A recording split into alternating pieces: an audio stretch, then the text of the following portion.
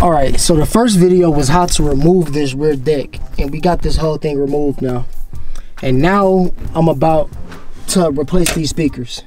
To replace the speakers is 4 5mm bolts that you usually take out, and I took out all 4 of those. And now you press this tab right here that connects the speakers, and it just slides right out. Since I'm using aftermarket speakers, I'm gonna have to get a wire cutter and cut this wire. And I'm gonna keep a nice amount of wire left so I don't think I will use these again, but just in case, you never know. And I'll connect it to that. So I'll do that now, and then I'm gonna splice these wires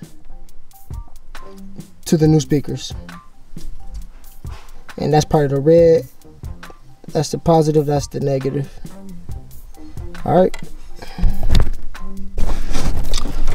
Alright, so I got one speaker all the way in. I'll record this one a little bit more. But basically what we have to do is like split the wires and connect it to the factory wire setting.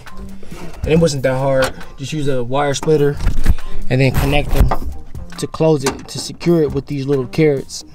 If you know how to put speakers in, you know how to splice wires and put them together without having to solder it. So that's what that one was. So now we're just taking all these speakers out. About to lift it up. Oh yeah. And then unclip the back part. There it is. Yep. And that's it. So nice. Nice. Alright, so these are the old speakers right here that Ford provides. The little Ford factory speakers. And then this is the aftermarket Kenwood speaker that I'm putting in. The magnet is not a bunch bigger really on the Kenwoods compared to the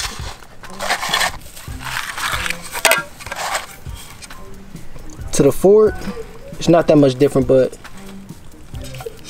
it should improve the quality for sure.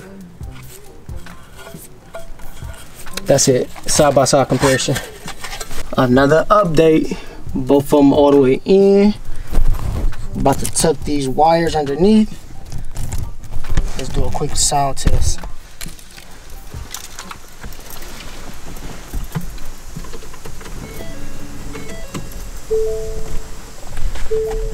All right, go ahead, Joe. Oh, Testing the sound out again.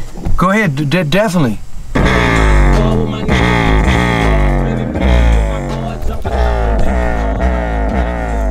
Why do you got that boom?